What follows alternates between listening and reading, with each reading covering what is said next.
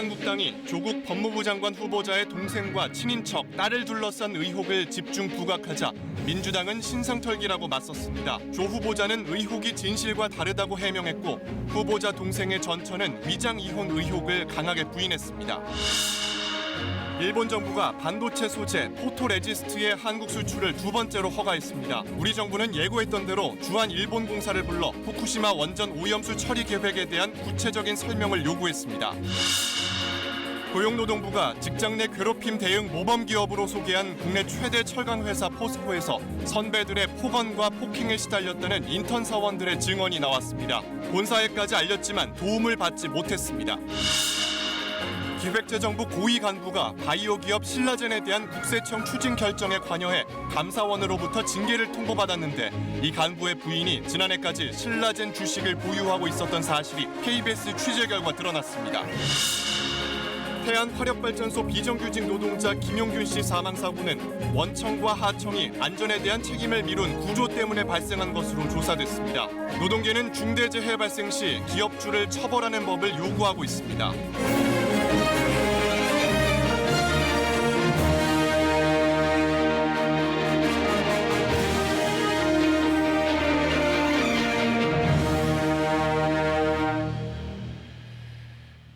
시청자 여러분 안녕하십니까? 9시 뉴스를 시작하겠습니다. 이 장관 인사청문 대상자가 모두 7명이지만 현재 정치 국면은 가히 조국 청문회라고 할 수 있습니다. 자유한국당이 전담팀을 구성해서 조국 후보자에 대해서 각종 의혹을 제기하면서 검찰 고발과 함께 총공세를 펼치고 있습니다. 민주당도 적극 대응 태세입니다. 제기된 의혹들은 모두 해명이 가능한 것들이라고 판단하고 있습니다. 현재 국면을 장기화하려는 야당과 법적 일정이 맞추라는 여권의 입장이 맞서서 인사청문회 일정은 잡지 못했습니다. 이 가운데 지난 주말 사이에 제기된 의혹이 조국 후보자 동생 부부의 위장 이혼 의혹과 부동산 거래 의혹입니다. 후보자 동생 부부의 위장 이혼이 검증 대상이 되느냐 하는 논란이 물론 있지만 이미 공론화됐고 또 오늘 후보자 동생의 전처가 처음으로 입장을 밝혔습니다. 위장 이혼 아니다라고 전면 부인했습니다. 부동산 거래 의혹에 대해서도 실제 거래가 있었다고 해명했습니다. 정세배 기자의 보도입니다. 조 후보자의 전재수 씨는 위장 이혼을 하지 않았다며 의혹을 강하게 부인했습니다. 2005년 결혼 직후 남편의 연이은 사업 실패에서 비롯된 갈등으로 3년 반 만에 합의 이혼을 했다는 겁니다. 가족 셋이 같이 살았다는 게 이웃의 증언인데 선글라스 끼고 다니셔가지고 가끔 사람들 많이 피해서 다니셨거든요. 그 세 분이 사셨던 건 맞네요. 네, 맞아요. 전 남편이 초등학생 아이를 보러 주말에 자주 왔을 뿐 같이 산 적은 없다고 했습니다. 부동산 거래에 대한 입장도 밝혔습니다. 시어머니가 살고 있는 빌라는 자신과 손자의 딱한 사정을 생각해 시어머니가 자신 이름으로 사줬다며 고맙게 생각한다고 했습니다. 다만 증여세는 확인 뒤 납부하겠다고 말했습니다. 현재 거주 중인 아파트는 조수석 부인 집에 전세로 살던 중 자신이 매입했다고 밝혔습니다.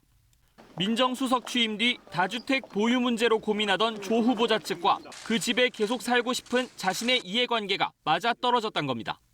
가장 논란이 된 웅동학원에 대한 채권 10억 원은 전 남편이 미안함을 느껴 자신에게 넘겨준 것 같은데 학교 재산은 함부로 팔 수 없어 실제 돈이 되지 않는다는 사실을 알게 돼 남편에 대한 불신이 더 커졌다고 말했습니다. 마지막으로 아이를 지키기 위해서라도 진실을 알리려 호소문을 썼다며 사생활을 보호해달라고 덧붙였습니다. KBS 뉴스 정세배입니다. 보신 대로 조국 후보자에 대한 의혹과 쟁점은 여러 곳에 걸쳐 있습니다. 어디까지 사실이고 문제는 무엇인지 현재 KBS 검증 취재팀이 확인한 부분까지 전해드리겠습니다. 이어서 최창봉 기자입니다. 먼저 위장 이혼 논란. 조 후보자 전 재수 씨는 분명히 부인했습니다. 현 거주지를 확인해야 하는데 남편은 한 원룸을 주소지로 신고했습니다. 주소지에 가봤더니 남편에게 온 우편물이 반송함에 들어있긴 했지만 현재 거주 여부는 알 수 없었습니다. 야당이 제기하는 부동산 위장 거래 의혹.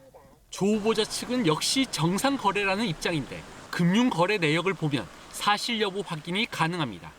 한국당은 관련 의혹을 검찰에 고발했는데 수사가 이루어진다면 진실도 밝혀질 수 있습니다. 가장 논란이 되는 웅동학원 채권 10억 원. 소송에서 이겨도 학교 재산은 함부로 팔 수 없어 돈이 되지 않는다는 건 사실일까? 학교 법인이 해산을 하게 되고 학교가 다 없어지고 뭐 이렇게 되면 손상 과정에서 채권 채무를 다 변제를 해야 되기 때문에 현재 웅동중학교 학생 수는 200여 명. 지방의 경우 통상 학생 수 50명 이하면 잠정적 통폐합 대상입니다. 학생 수가 더 줄어 언젠가 학교가 문을 닫는다면 채권을 회수할 수 있습니다. 특히 전 재수 씨는 돈이 되지 않는다는 걸 알게 돼 남편에 대한 불신이 커졌다고 했지만 재작년에도 이 채권을 연장하기 위해 소송을 제기했습니다. 때문에 본인 스스로도 채권 회수 가능성을 염두에 둔 것 아니냐는 말도 나옵니다.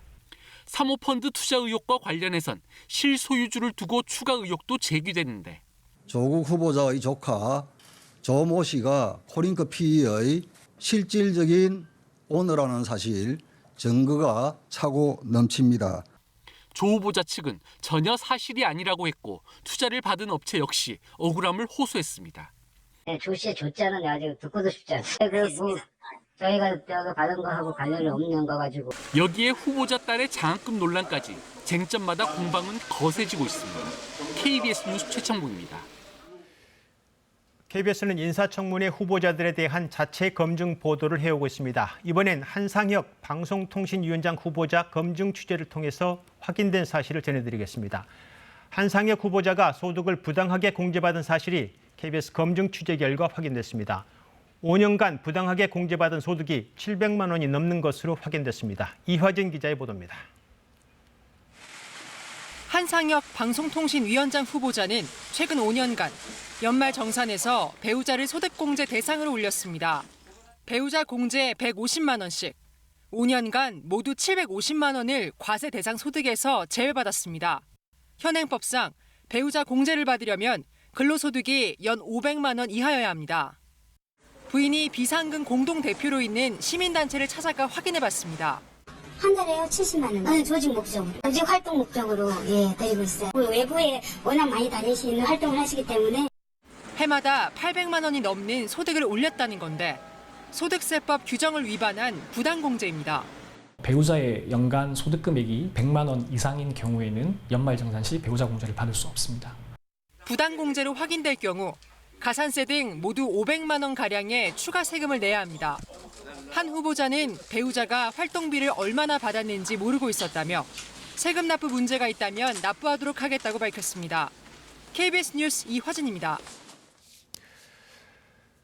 일본 정부가 반도체 소재 수출 규제 품목인 포토레지스트 수출 신청 한 건을 오늘 허가한 것으로 KBS 취재 결과 확인됐습니다.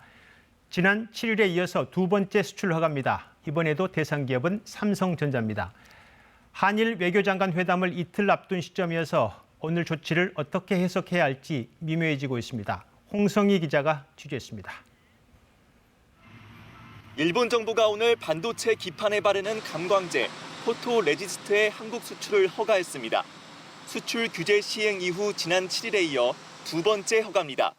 수출 대상 기업은 이번에도 삼성전자. 허가 품목은 극자외선 EUV용 포토레지스트로 차세대 시스템 반도체 생산에 필수인 소재입니다. 일본이 이번에 허가한 양은 6개월 사용할 분량입니다. 지난 7일 허가받은 3개월치를 합하면 총 9개월 분량을 삼성전자는 확보한 셈입니다. 산업부도 이 같은 사실을 삼성전자로부터 파악한 것으로 확인됐습니다.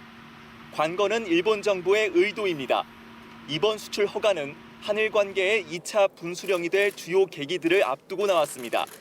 모레는 한일 외교장관 회담이 예정돼 있고 오는 24일엔 한일 군사정보보호협정 지소미아의 연장 여부를 결정하는 시한입니다. 여러 가지 양국 간의 협의나 이런 걸 앞두고 나서 지금 시그널을 보내는 거는 이제 일본으로서도 우리하고 뭔가 협의를 할 의향이 있다는 걸 지금 보여주는 것 같아서 상당히 긍정적인 상황을 보여주고 유화적인 제스처로 보이는 2차 수출 승인의 속내가 무엇인지는 모레 있을 외교장관 회담에서 확인될 것으로 보입니다. 청와대는 불확실성은 여전하다며 일본의 태도를 주시하고 있습니다. KBS 뉴스 홍성입니다. 이미 정부가 밝힌 것처럼 일본 후쿠시마 원전의 오염수 처리에 대한 추가 조치에 착수했습니다. 외교부가 주한 일본 경제공사를 외교부로 불렀습니다. 100만 톤이 넘는 원전 오염수를 바다에 방류하려 한다는 그린피스의 주장이 맞는지, 여기에 대한 일본 정부의 입장과 구체적 정보를 공개하라는 문서를 전달했습니다. 류란 기자의 보도입니다. 외교부는 오늘 오전 후쿠시마 원전 오염수 문제와 관련해 니시나가 도모후미 주한 일본경제공사를 외교부로 불렀습니다. 국제환경단체 그린피스가 일본이 100만 톤이 넘는 오염수를 바다에 방류하려 한다고 주장하자 지난주 적극 대응하겠다는 입장을 밝혔던 정부의 첫 조치입니다. 외교부는 오염수에 대한 우려와 정보 공개 요구가 담긴 문서를 일본 측에 전달했습니다. 이 문서에는 그린피스가 주장한 오염수 100만 톤 해양 방출 계획이 사실인지 확인해 줄 것과 오염수의 정확한 양과 증가 추세, 한계 용량 도달 시점 등 5가지 핵심 사항을 투명하게 공개하라는 내용이 담겼습니다. 오염수 처리 결과가 한국과 일본 국민의 건강과 안전, 나아가 해양으로 연결된 국가 모두에 영향을 미치는 만큼 한일 양국이 함께 해결책을 모색하자고도 제안했습니다. 특히 지금까지 일본 정부 당국자의 책임 있는 설명이나 핵심 정보 공개가 없었다는 점을 지적하고 개선을 요구했다고 외교부 당국자는 설명했습니다. 이에 대해 니시나가 공사는 환경단체의 주장은 현재 일본 정부의 입장과 다르다고 설명하고 오염수의 처리 방안과 시기는 아직 검토 중이며 저장 공간을 늘리는 방안도 고려 중이라고 답한 것으로 전해졌습니다. 우리 정부는 모레 중국에서 열릴 것으로 알려진 한일 외교장관 회담에서도 이 문제를 제기할 것으로 보입니다. KBS 뉴스 류란입니다. 그리고 원전 사고가 난 일본 후쿠시마에서 만들어진 가공식품 일부에서 방사능이 검출된 것으로 나타났습니다. 청준화, 소스, 양조간장 같은 가공식품들입니다. 현재 검출된 방사능은 기준치 이하였고 모두 되돌려 보냈다고 당국은 밝히고 있습니다. 그러나 기준치 이하지만 이렇게 가공식품에서 방사능이 검출된 만큼 추가 규제가 필요하다는 지적이 나오고 있습니다. 박찬 기자가 취재했습니다. 2011년 후쿠시마 원전 사고 이후 일본산 먹거리에 대한 안정성 우려가 커졌습니다. 후쿠시마 등 8개 연의 수산물은 수입을 금지했지만 가공식품은 계속 수입되고 있습니다. 수산물 가공식품 들어오고 있어요. 뭐 양념젓갈이라든가 조미 건어포 이런 거 다 돼 있고요. 후쿠시마산 쌀은 수입이 금지되어 있는데 쌀로 빚은 청주는 사케 이런 게 다 수입이 허용이 되고 있습니다. 여러 우려에도 수입은 오히려 해마다 늘었습니다. 이와테현의 청주와 도치기현의 소스, 지바현의 양조간장 등 최근 5년 동안 수입한 물량만 2만 9천 톤에 달합니다. 같은 기간 일본에서 들여온 가공식품 35건, 17톤 가까이에서는 방사능이 검출됐습니다. 검출량은 모두 기준치인 100베크렐 미만이었습니다. 방사능 검출이 미량이라도 된 게 16.8톤으로 지금 알려져 있는데 그 전체 모두 반송 조치됐습니다. 식약처는 검역대 정밀 검사를 해 국내에 유통되는 가공식품의 안전에는 문제가 없다고 밝혔지만 좀 더 정밀한 조치가 필요하다는 지적이 나옵니다. 우리가 선을 정해서 규제를 하면 되는 거거든요. 그렇게 조금 폭을 넓혔으면 좋겠고 그다음에 수입되는 것에 대해서 정밀하게 조사를 했으면 좋겠다. 아울러 농수산뿐 아니라 가공식품까지 수입 금지를 검토해야 한다는 주장도 나왔습니다. 중국이나 대만이나 이런 데도 가공식품까지 전면 수입 금지한 거 알고 계시나요? 왜 우리만 수입하나요? 수입하는 이유가 뭐나요? 우선 원산지 표시를 국가가 아닌 지역까지 정확히 하도록 규제를 강화해야 한다는 목소리가 커지고 있습니다. KBS 뉴스 박찬입니다. 스티브 비건 미 국무부 대북 특별대표가 오늘 일본을 방문한 데 이어서 내일은 한국을 방문해서 북핵 문제 해법을 논의할 예정입니다. 워싱턴 연결해서 자세한 내용 알아보겠습니다. 네, 금철영 특파원, 비건 대표가 내일 한국에 옵니다. 이 방한 기간에 북한과 접촉할 가능성이 있을까요? 네, 비건 대표의 2박 3일간 방한이 주목받는 것은 시기 때문입니다. 한미 연합훈련 종료 시점에 맞춰서 한국을 찾는데요. 이른바 북한이 주장해온 협상 저해 요인은 해소된 만큼 북미 간 실무 협상이 본격화되는 계기가 될지 주목됩니다. 미국에서 출국하기 전에 공항에서 직접 만나서 북한과 접촉이 예정돼 있는지 질문을 했는데요. 어떤 대답도 할 수 없다라면서 매우 신중한 입장을 보였습니다. 네, 분위기가 무르익었다. 오늘 문재인 대통령도 관련 언급을 했습니다. 현재 북핵 비핵화 대화의 기회는 청금 같은 기회다 이렇게 말했는데 북핵 협상에 대한 전망은 현지에서는 어떻게 나오고 있습니까? 네, 남북미 세 나라 지도자가 판문점에서 지난 6월 말에 만났었죠. 2, 3주 내에 협상 재개를 당시 약속했는데 결과적으로 지연이 됐습니다. 그러나 트럼프 미국 대통령이 연합훈련 이후에 협상 재개를 원한다는 김정은 위원장의 친서 내용을 이미 공개했고, 문재인 대통령도 오늘 수석 보좌관 회의에서 남북미 대화가 시작된 지금의 기회를 천금같이 소중하게 여기고 반드시 살려내야 한다고 밝혔습니다. 남북미 3자의 대화 의지는 이미 충분히 확인된 만큼 이제 손에 잡히는 성과물을 내는 협의가 이어질지가 관심사라고 할 수 있겠습니다. 예, 한반도를 둘러싼 외교전이 좀 치열해지고 있는 것 같습니다. 한국과 일본의 외교장관이 베이징에서 만날 예정이죠. 현재 시기인 만큼 논의할 의제가 지금 꽤 민감하죠. 네, 베이징에서 열리는 한중일 3국 외교장관 회담의 의제가 자유무역협정 FTA 등 무역에 방점을 두고 있는 만큼 무역에서 촉발된 한일 양국의 갈등이 타협의 실마리를 찾을지 주목이 됩니다. 또 한일 정보보호협정 지소미아 협정의 연장 시한이 이번 주 토요일인데 사실상 이 협정과 얽혀있는 미국이 협정 지속 의사를 밝힌 상황이어서 한일 두 나라 외교장관의 회담 결과나 분위기도 지소미아 협정 연장과 관련해서 직간접적인 영향을 미치지 않겠냐는 분석이 나오고 있는 상황입니다. 네, 잘 들었습니다. 워싱턴 금철영 특파원이었습니다.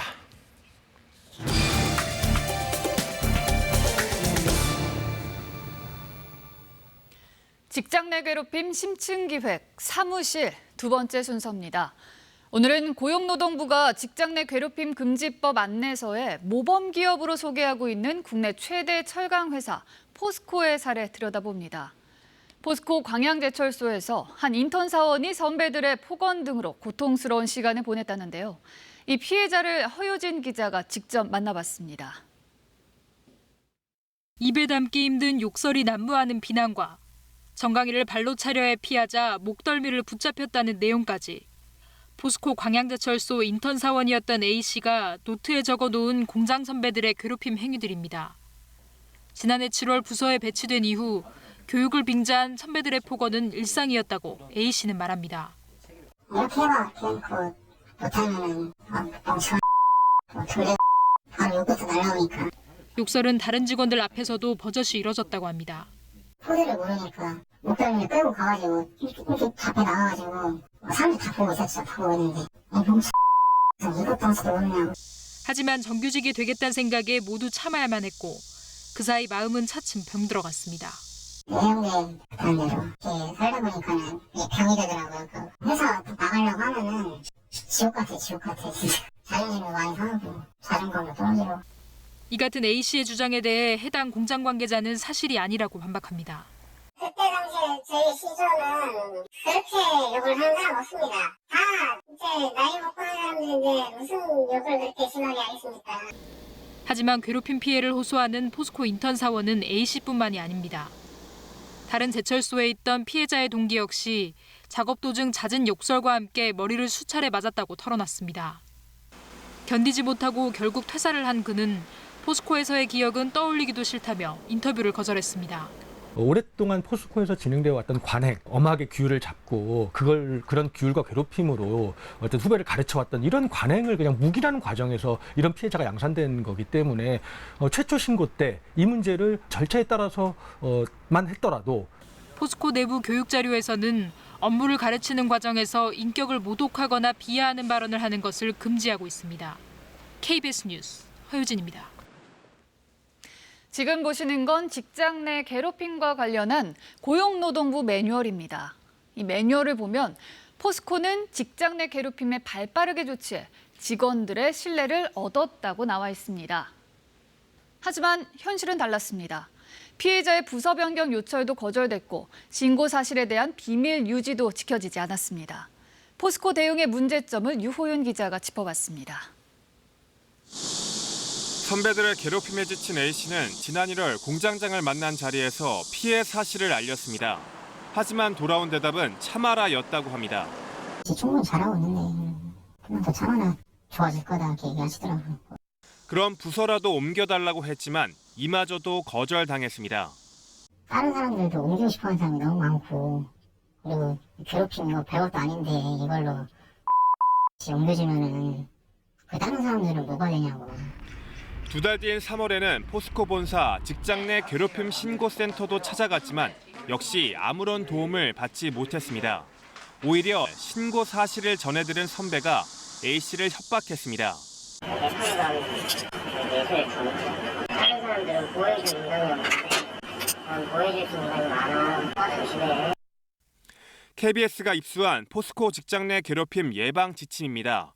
업무 공간 분리 등 피해자 신변 보호 조치와 신고 내용에 대한 비밀 유지 의무를 적어놨지만 정작 현실에선 제대로 지켜지지 않은 겁니다. A씨는 이후 인사평가에서 낙제점을 받아 정규직 전환에서 탈락했습니다. 포스코는 A씨가 신고센터에 찾아온 건 사실이지만 당시 신고 의사가 없었으며 정규직 전환 탈락은 A씨의 업무 능력 때문이라고 설명했습니다. 대형 사고로 유발할 수 있는 사례가 3번 있었고 이에 대한 지속적인 코칭을 실시함에도 불구하고 감정적으로 대응하는 등 개선을 보이지 않아 이후 A씨는 지방노동위원회에 부당해고 구제 신청을 했지만 노동위는 괴롭힘 발생 사실에 대한 판단을 내리지 않은 채 구제 신청을 기각했습니다. KBS 뉴스 유호윤입니다. 며칠 전 대구의 놀이공원에서 일하던 20대 아르바이트생의 다리가 절단된 사고에 대해서 국민적 안타까움이 커지고 있습니다. 경찰은 놀이공원 측의 안전수칙이 제대로 지켜졌는지 근본적으로 안전수칙에 문제는 없었는지 수사하고 있습니다. 박진영 기자의 보도입니다. 국과수 감식반원들이 사고가 난 놀이기구를 꼼꼼히 살펴보고 있습니다. 지난 16일 저녁 운행 중이던 이 놀이기구 바퀴에 24살 A씨의 다리가 끼어 절단되는 사고가 났습니다. A씨는 군 제대 이후 놀이공원에서 근무한 지 5개월밖에 안 된 비정규직 아르바이트생이었습니다. 탑승객들의 안전벨트 착용 여부 등을 확인하고 마지막 열차에 매달려 이동하다 추락해 사고를 당한 것으로 추정됩니다. 통상은 탑승객 안전을 확인하고 운전석으로 되돌아와야 열차 운행을 시작하게 돼 있지만 A씨가 열차에 매달린 채로 운행을 시작하는 바람에 사고가 난 것으로 추정됩니다. 따라서 경찰은 놀이공원 측의 안전수칙 준수 여부를 집중적으로 따져보고 있습니다. 안전교육이라든지 점검했는지 또 법상에 안전관리자를 선임했는지 관리를 어떤 식으로 하고 있는지 그런 자료들을 좀 분석을 하면서 하지만 놀이공원 측은 안전수칙을 제대로 지켰다는 입장입니다. 열차에 올라타면 안 된다는 안전수칙만 A씨가 잘 지켰다면 사고는 없었을 것이라며 책임을 떠넘기는 듯한 주장입니다. 그러나 놀이공원 측이 만든 자체 안전수칙이 애초에 잘못 마련됐다는 지적이 나오고 있습니다. 안전사고 우려가 있는 놀이기구를 아르바이트생 혼자서 운영할 수 있도록 했기 때문에 사고를 방지할 수 없었다는 겁니다. 설명이 돌릴 수 있는 기종이긴 합니다. 한 명만 이렇게 있었던 것이 마치 매뉴얼이 어긋난 것처럼 나오는 경우가 있던데 경찰은 A씨의 상태가 호전되는 대로 피해자 조사를 통해 정확한 사고 경위를 밝힐 방침입니다. KBS 뉴스 박진영입니다. 지난해 말 충남 태안발전소에서 숨진 20대 비정규직 노동자 김용균 씨 사고에 대한 진상조사 결과가 8개월 만에 나왔습니다. 이미 위험 징후가 포착돼서 하청업체가 원청인 발전사에 개선해달라고 요청했으나 개선되지 않아서 책임 공백 속에서 사고가 난 것으로 밝혀졌습니다. 한 가지 더 가슴 아픈 사실은 이렇게 위험한 근무 조건 속에서 김용균 씨가 근무 수칙을 어겨서가 아니라 근무 수칙을 너무 잘 지켜서 사고가 났다. 이렇게 조사위원회는 밝혔습니다. 변진석 기자의 보도입니다. 김용균 씨가 끼어 숨진 컨베이어 설비입니다. 김 씨 사망 몇 달 전부터 위험 징후가 감지됐습니다. 연료비를 줄이느라 저연령탄을 쓰는 바람에 부하가 많이 걸리고 낙탄이 증가했습니다. 김 씨의 하청업체는 위험 시설을 개선해달라고 공문까지 보냈지만 김 씨가 숨질 때까지도 달라진 건 없었습니다. 나의 노동자가 아니기 때문에 책임이 없다. 나는 신청은 하되 내가 책임질 수 없어. 라고 해서 쌍방간의 책임의 공백 상태가 발생했고 김 씨가 왜 좁은 설비 아래로 들어갔는지도 밝혀졌습니다. 낙탄이나 소음, 발열을 일일이 확인해 보고하라는 지시에 충실했기 때문입니다. 작업 지시를 너무나 충실하게 지켰기 때문에 죽었습니다. 또 하청업체 직원이 일하는 작업장에선 1급 발암 물질인 결정형 유리규산의 농도가 기준치의 16배에 이르는 것으로 조사됐습니다. 하청 직원의 안전을 소홀히 하는 분위기도 만연했습니다. 실제로 한 발전사는 경영평가를 할 때 정직원이 산재로 숨지면 12점, 하청업체 직원이 숨지면 4점만 깎이도록 했습니다. 김용균 씨의 어머니는 늦었지만 진실이 밝혀져 다행이라는 소회를 밝혔습니다. 잘못해서 죽었다고 얘기를 한 것에 대한 억울함이 컸어요. 그리고 이제 이렇게 밝혀진 거에 대해서 안도감. 특조위는 재발 방지를 위해 발전사 정비와 운전 업무의 민영화, 외주화를 철회해야 한다고 권고했습니다. KBS 뉴스 변진석입니다. 그러나 지금도 산업 현장은 여전히 위험합니다. 최근 서울 빗물 저류 시설 사고, 또 엘리베이터 추락 사고로 하청 노동자들이 잇따라 숨졌습니다. 관련 법의 한계가 많고 특히 원청 기업주에게 더 큰 책임을 물려야 한다는 목소리가 커지고 있습니다. 계속해서 최광호 기자가 취재했습니다. 고 김용균 씨처럼 발전소에서 석탄 운반과 석탄재 제거 일을 하는 하청 노동자들입니다. 현장은 얼마나 달라졌을까? 조명에 대한 부분은 개선이 많이 돼서 현장이 많이 밝아졌어요. 원청과의 계약 유지를 위해 하청 노동자들의 요구는 무시되기 일쑤입니다. 단적으로 보시면 그마저도 안 됐다는 겁니다. 여태 안 되고 운전을 해왔던 겁니다. 지난해 위험의 외주화를 막자며 통과됐던 김용균법. 도급 금지 업종은 4개의 화학물질로만 한정됐습니다. 다른 업종의 일엔 도급 제한이 없는 겁니다. 조선 건설업의 다단계 하도급도 사실상 허용됐고 일부 건설기계 사고만 원청의 책임을 강화했을 뿐입니다. 저도 많이 기대를 했었고 그게 바뀐다 그래서. 그런데 그 내용을 보면 결국은 똑같구나. 지난달엔 서울의 빗물 저리시설에서, 지난주에는 속초의 건설 현장 엘리베이터에서 하청업체 노동자들이 잇따라 숨졌습니다. 원청이 안전조치에 권한을 갖지만 사고의 책임은 하청업체가 지는 이중 구조가 문제입니다. 산업안전보건법 위반으로 기소된 이들 10명 가운데 9명은 집행유예나 벌금형에 그쳤습니다. 가벼운 처벌이 이어지면서 재범률은 70%를 넘어섰습니다. 처벌받을 수 있다는 두려움이 있어야 기업이 최소한 사람이 죽지 않게 하기 위한 장치들을 마련하기 시작할 거잖아요. 지금은 그런 게 아무것도 없다는 거죠. 노동계에서는 사망 등 중대재해 발생 시 기업주를 처벌할 수 있도록 하는 중대재해 기업처벌법 제정을 요구하고 있습니다. KBS 뉴스 최강호입니다. 오늘 새벽 전북 전주의 한 여인숙에서 불이 나 80대 노인 등 3명이 숨진 채 발견됐습니다. 이 여인숙은 숙박시설이 아닌 주택으로 분류돼 제대로 된 소방 점검조차 받지 않았습니다. 안승길 기자입니다. 어둠이 짙게 깔린 도심에 시뻘건 불길이 치솟습니다.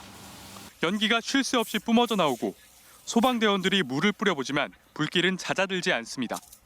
전주의 한 여인숙에서 불이 난 건 오늘 새벽 4시쯤. 건물이 모두 불에 타 일부가 무너져 내렸습니다. 막 불이야 막 하는 거야. 이게 막 우리는 막 대충 막 챙겨가 막 그냥 나왔지. 이제 펑펑펑 근데 보면 막 불이 붙었어. 막 펑펑펑 하는 거야 막. 현장에서는 여인숙 관리인 82살 A씨와 투숙객 2명 등 3명이 숨진 채 발견됐습니다. 고령자였던 투숙객들은 폐지와 고철 등을 주우며 6제곱미터 남짓한 쪽방에서 이른바 달방살이를 해왔습니다. 50년 가까이 된 낡은 건물에 구조물과 객실이 촘촘히 붙어있다 보니 불이 순식간에 건물 전체로 퍼졌습니다. 지난 1972년에 준공 허가가 난 이 여인숙의 용도는 숙박시설이 아닌 주택으로 돼 있습니다. 이러다 보니 정부와 자치단체가 해마다 조사하는 국가안전진단 대상에서도 빠져 있습니다. 초기 진화에 필요한 소화기 등 기본적인 방제시설이 제대로 갖춰졌는지조차 알 길이 없습니다. 일단 주택이니까 소방 점검의 어떤 제휴 대상이죠. 점검할 수 있는 그런 대상이 아니라는 얘기죠. 화재에 취약한 노후 시설물에 대한 전반적인 실태 조사와 대책 마련이 시급합니다. KBS 뉴스 안승길입니다. 한 지방의회 의원의 격한 난동에 파문이 일고 있습니다. 유리를 깨뜨려 자해소동을 벌이며 동료 의원들을 겁박하는 등 회의 도중 폭력 행위를 보였는데 자신의 의견이 관철되지 않았다는 이유였습니다. 박장훈 기자의 단독 보도입니다. 추경 예산안 심의가 한창인 충남 공주시 의회. 자유한국당 소속 이모 시 의원이 팔뚝에 문신을 드러낸 채 깨진 유리 조각을 들고 고함을 칩니다. 자해 소동까지 벌이며 동료 의원들을 겁박합니다. 분에 못 이긴 듯 유리 조각을 던져 파편이 튀면서 위원장 얼굴에 상처까지 났습니다. 유리 조각을 먹어버리겠다, 배를 그어버리겠다, 듣기에도 섬뜩한 협박과 욕설로 회의장을 일순간 공포 분위기로 몰아넣었습니다. 당시 상황은 의회 속기록에 고스란히 남아 있습니다. 이 의원은 본인이 낸 예산 삭감안이 예결위에서 관철되지 않자 불만을 품고 이 의사봉을 가져와 책상 유리를 내리쳐 깨트린 뒤 이 같은 소동을 벌였습니다. 이 의원은 공주의 한 중학교 태권도부에 비리 의혹이 있다며 관련 예산을 삭감했습니다. 그런데 당국의 감사에서 별 문제가 없는 것으로 조사돼 자신이 삭감한 예산이 다시 되살아나자 분을 참지 못하고 난동을 피웠습니다. 동료 의원들은 2시간 동안 회의장에 갇힌 채 공포에 떨었다며 이 의원 징계 요구안을 제출했습니다. 무슨 조폭 양아치 사무실에서 앉아있는 것 같지 우리가. 우약감이 구성이 돼서 겁나서 무슨 말을 할 수가 없을 정도로 굉장히 심한 상태였습니다. 난동의 당사자인 이 의원은 폭력 행위는 사과한다면서도 다수당인 민주당 횡포 때문이었다고 변명했습니다. 네, 언행에 이런 행동에서는 죄송하다. 대신 한 달 동안 자숙하면 안 나오겠다 해서 안 나가고 있거든요. 자기네들이 깎거든 깎고 우리가 하는 건 하나도 반영이 안 되니까. 기초의원의 엽기적인 난동 사건이 벌어지면서 지방의원들의 자질 논란이 또 불거지고 있습니다. KBS 뉴스 박정훈입니다. 홍콩에서 지난 6월 송환법 반대 투쟁이 시작된 이후 어제 두 번째로 많은 인파가 모여 평화 시위를 벌였습니다. 중국 정부가 시위대의 폭력성을 강조하며 무력 개입 명분을 쌓아가고 있는 상황이어서 더 의미가 컸는데요. 홍콩 연결합니다. 안양봉 특파원, 홍콩이 모처럼 평화로운 모습을 보였다고요? 제가 나와 있는 곳이 홍콩 정부 청사와 입법회 등 홍콩 공권력을 상징하는 기관들이 모두 모여있는 도심 근처의 한 공원입니다. 오늘은 이렇게 한적하고 평화로운 모습이지만 6월 이후 홍콩 시민들이 이곳을 가득 채운 게 한두 번이 아닙니다. 시위 여성이 경찰의 알갱이 총탄에 실명이기에 빠지고 연이어 항공 대란까지 발생하면서 지난주 홍콩 사태는 일촉즉발 상황까지 갔었는데요. 그러나 170만 명의 평화 행진은 결국 홍콩 시민들이 원하는 것은 대화와 타협을 통한 사태 해결이라는 메시지가 아닐까 생각됩니다. 네, 트럼프 미국 대통령이 홍콩 사태에 대한 발언 수위를 계속 높이고 있는데 앞으로 홍콩 사태 어떻게 진행되겠습니까? 사흘 전 시진핑 중국 국가주석에게 시위대와 마주 앉으라고 촉구하더니 오늘은 아예 무역 협상은 홍콩 사태와 연계되어 있다고 단도직입적으로 말했습니다. 또 다른 천하문이 발생한다면 무역 합의는 아주 어려울 것이라고도 밝혔는데요. 트럼프 대통령이 홍콩 문제를 두고 천안문 사태를 언급한 것은 이번이 처음입니다. 이런 가운데 연일 무력 시위를 하던 중국 정부는 오늘은 홍콩과 마주하고 있는 선전 개발 계획을 발표했습니다. 경제적으로도 홍콩을 압박한 것으로 보입니다. 시진핑 주석도 오늘 옛 중국 공산당 홍군의 대장정 정신을 강조했는데요. 무역 전쟁과 홍콩 사태에 대해 원칙적으로 가겠다는 메시지로 해석됩니다. 그러나 송환법 사태 이후 홍콩 시민 10명 중 4명이 홍콩 정부 신뢰도에 0점을 줬다는 조사에서 나타나듯이 현 사태 해결 주체인 홍콩 정부에 대한 신뢰도는 바닥을 치고 있습니다. 당분간 위태위태한 국면이 계속될 것이라는 게 전문가들의 분석입니다. 네, 홍콩에서 안양봉 특파원이었습니다. 은행이 안전한 상품이라면서 투자를 권유했는데 원금까지 모두 잃을 상황이라면 어떨까요? 파생 금융상품 DLF와 DLS 이야기입니다. 투자자들은 원금 손실에 대한 설명을 듣지 못했다고 주장했는데 금융당국은 이달 내로 합동검사에 착수하기로 했습니다. 이현준 기자입니다. 60대 투자자 이모 씨는 은행 개인자산관리사의 권유로 한 금리 연계 파생펀드에 1억 원을 투자했습니다. 안전한 상품이라던 파생펀드는 넉 달 만에 90%가 떨어지면서 1억 원은 1,000만 원이 됐습니다. 1.55%의 수익을 가져가는데 이게 원금이 6개월 동안 다 없어질 수 있다? 이랬으면 안 했을 겁니다. 10%가량 손실이 난 시점에도 원금 손실에 대한 설명이나 환매 여부를 물어보지 않았습니다. 1000만 원 정도 손실이 났을 때 분명히 가서 물어봤습니다. 이상하다 이거. 그때도 저한테 기다리라 그랬습니다. 이 씨가 투자한 DLF라 불리는 이 파생펀드는 금리가 아무리 상승해도 투자자는 3에서 5% 수익을 얻습니다. 하지만 금리가 일정 수준 아래로 하락하면 원금을 전부 날릴 수 있는 구조입니다. 그런데 금리가 예상을 빗나가면서 현재 해외 주요국 금리와 연계된 펀드의 예상 수익률이 최대 마이너스 95%에 이르고 있습니다. 이 펀드가 팔린 금액은 8천억 원어치가 넘는데 대부분 우리은행과 하나은행이 팔았습니다. 은행은 수수료 수익을 얻을 뿐 손해보는 건 없습니다. 분쟁 조정 신청이 잇따르자 실태조사를 벌인 금융감독원은 이달 내로 해당 은행들에 대한 합동검사에 착수하기로 했습니다. 쟁점은 불안전 판매 여부입니다.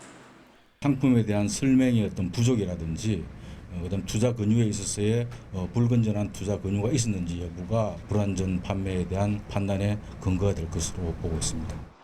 금감원은 이르면 다음 달 분쟁조정위원회를 열 예정입니다. KBS 뉴스 이현준입니다. 말만 들어서는 이해하기도 어려운 파생상품 무엇일까요? 또 어떤 점을 주의해야 할지 김민철 기자가 정리했습니다. DLS나 DLF가 무슨 말인지 먼저 살펴볼까요? S는 증권, F는 펀드니까 비교적 쉽습니다. 그런데 D는 파생됐다, L은 연결됐다는 뜻입니다. 여기서부터 조금 어려워집니다. 주가나 금리, 환율 같은 기초자산에 연결돼 다시 한번 가공한 상품이라는 뜻으로 이해하면 됩니다. 그런데 기초자산이 연결이 돼 가공까지 됐으니 이걸 다 이해하는 투자자가 얼마나 될까요? 물론 그래서 전문가에게 맡깁니다. 그렇다고 전문가가 다 아는 건 아닙니다. 우리은행의 내부 설명 자료를 보겠습니다. 2000년 이후 기초자산인 독일 국채 10년물의 금리를 볼 때 원금을 잃을 가능성은 전혀 없다고 돼 있습니다. 하지만 현재 원금을 거의 다 날릴 상황이란 걸 보면 현실은 완전히 다릅니다. 가장 중요한 것은 위험이 전혀 없는 파생상품은 없다는 점입니다. 파생상품이라는 게 서로 반대 상황을 예측하는 투자자들이 있어야 만들어질 수 있기 때문입니다. 그러니 내가 손해볼 가능성은 전혀 없고 100% 이익만 보는 파생상품은 존재하기 어렵습니다. 또 펀드를 파는 사람들은 회사에 고용된 사람임을 기억해야 합니다. 판매 직원을 전적으로 의지하지 말라는 겁니다. 약관에 나와 있는 손실률 구조와 만기, 환매 가능 여부를 꼼꼼히 확인하고 투자 위험 정도 등도 이해한 뒤에 투자해야 합니다. 판매 직원의 양해를 구한 뒤 설명 내용을 녹음해 두는 것도 분쟁이 생겼을 때 불안전 판매를 입증할 근거가 됩니다. KBS 뉴스 김민철입니다.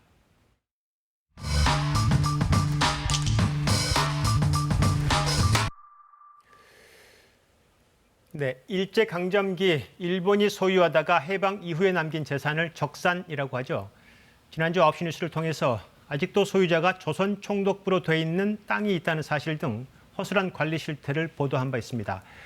그런데 무역 도발에 나선 일본이 이 적산도 돌려달라고 할 수 있다, 이런 주장이 확산되고 있다고 합니다. 팩트체크팀 오규정 기자와 따져보겠습니다. 네, 오늘 검증할 주장이 일본이 이 적산도 돌려달라고 할 수 있다, 이 주장인 거죠? 네, 그렇습니다. 말씀하신 대로 적산은 일본이 일제강점기 때 한국에 남긴 재산을 말하는데요. 예. 일본이 이 적산을 돌려달라고 할 수 있다, 이런 주장입니다. 일본이 이런 주장을 하면 받아들일 수 있겠냐는 기사도 있었고요. 예. 그리고 적산 덕에 우리 기업이 성장했다. 그런데 일본이 이걸 가져가면 대한민국이 무너질 수도 있다, 이런 주장을 하는 유튜브 방송도 있었습니다. 예, 대한민국이 무너질 수 있다. 그런데 일본이 이걸 적산에 대해서 돌려달라고 하거나 그런 움직임이 실제로 있는 건 아니죠? 네, 실제로 일본 정부가 이걸 주장하는 건 아닙니다. 그럼 이렇게 주장하는 근거가 뭔가요? 우리 대법원이 강제동원 피해자들의 손해배상 청구권을 인정해줬으니 일본도 일본 정부나 국민이 일본 국민의 과거 재산에 대한 소유권을 인정할 수 있다는 논리입니다. 그럼 지금 방금 말한 그 부분에 대해서 실현 가능성이 있는 주장입니까? 결론부터 말씀드리면 불가능합니다. 이건 1965년 한일 청구권 협정에도 잘 정리가 돼 있는데요. 예. 2조를 보시면요. 한일 양국은 그 일본의 그 국민의 재산, 권리, 이익, 청구권 문제가 최종적으로 해결된 것으로 한다 이렇게 돼 있습니다. 예. 그래서 우리도 강제동원 미불 임금에 대한 재산권 행사는 못하고 있습니다. 그리고 대법원이 판결한 건 일본의 불법 행위에 대한 손해배상이라서 전혀 다른 이야기입니다.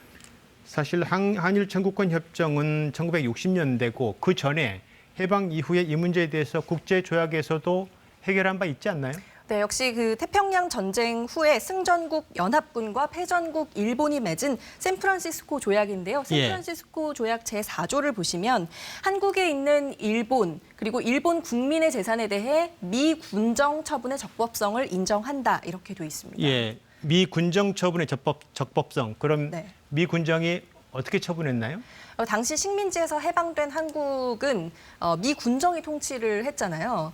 이때 미 군정이 만든 법령 제33호를 보면 1945년 8월 9일 이때가 그 나가사키 원폭이 투하된 날인데요. 예. 이 날을 기점으로 이날 이후에 한국에 남은 일본인 재산은 미 군정의 소유로 한다. 이렇게 돼 있습니다. 그리고 이 재산은 3년 뒤 우리 정부가 수립된 뒤에 우리 정부에 모두 이양됐습니다. 아, 정부에 다 이양됐다고요? 네. 그럼 그때 당시에 일본 정부가 가만히 있었을까요? 뭔가 패전국이지만 저 재산은 일본 거다 이렇게 할 수도 있었을 것 같고요. 네, 맞습니다. 한일 수교회담이 1951년에 시작됐는데 이 회담 초기에 일본이 적산에 대한 소유권을 주장했습니다. 이 때문에 미국이 샌프란시스코 조약에 대한 해석이 담긴 외교 문서를 우리 정부에 보내오기도 했는데 예. 바로 일본은 대한 청구권을 주장할 수 없다는 내용이었습니다. 예. 결국 일본 외무성은 우리 측 회담 대표부에 서한을 다시 보내서 적산에 대한 소유권 주장을 공식 철회했습니다. 네, 사실 크게 보면 식민지 지배 자체가 일본의 불법적 행위로 인한 지배인데 네. 적산을 일본 요구할 수 있다. 이 주장 자체의 근본적인 전제가 허물어지는 건데요. 예, 알겠습니다. 잘 들었습니다. 팩트체크팀 오규정 기자였습니다.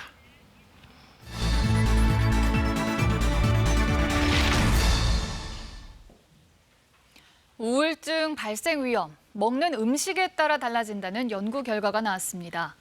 라면, 쌀밥과 같은 탄수화물, 그리고 육류를 많이 먹으면 우울증이 나타날 위험이 커진다고 합니다. 박광식 의학 전문 기자입니다. 이 남성은 일주일에 서너 번씩 라면을 즐겨 먹습니다. 먹을 땐 기분이 좋은데 먹고 나면 후회가 됩니다. 먹을 때는 맛있지 먹고 나면은 속 더부룩하고 괜히 먹었다 생각 들고요. 안 좋긴 안 좋습니다. 실제 라면이나 쌀밥 같은 탄수화물을 먹으면 혈당이 급격히 올라가고 뇌에서 엔돌핀이 분비돼 기분이 좋아집니다. 그러나 금세 혈당이 떨어지고 공복감이 밀려오면서 기분이 저하됩니다. 이처럼 감정의 진폭이 크면 우울증에 취약해집니다. 고기 음식도 우울증과 연관이 있습니다. 육류를 자주 먹으면 장내 유산균이 줄어듭니다. 장내 유산균은 염증을 억제하는 물질을 분비하기 때문에 유산균이 줄면 몸의 염증이 심해집니다. 최근에는 장에서 염증 수치가 올라가면 뇌에도 영향을 미쳐 스트레스에 취약해지고 쉽게 우울증에 빠질 수 있다는 연구들이 나오고 있습니다. 조사 결과 빵, 라면, 쌀밥, 국수 같은 탄수화물과 육류 등의 섭취가 많은 사람은 적게 먹는 사람보다 우울증 위험이 65% 높았습니다. 반대로 장내 유산균의 먹이인 식이섬유가 많은 채소나 과일, 콩, 버섯, 해초류를 많이 섭취한 사람은 우울증 위험이 41% 낮았습니다. 먹는 음식이 비만 같은 신체 질병뿐 아니라 정신 건강에도 영향을 미치는 만큼 탄수화물과 육류는 적당히 균형 있게 먹어야 좋습니다. KBS 뉴스